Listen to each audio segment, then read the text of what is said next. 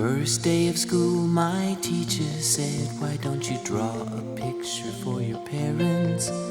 So I drew a picture of an alligator and I named him Terrence. When I gave that picture to my mom, she said, "I love pink alligators." Then she bought some magnets and she put my picture on the refrigerator.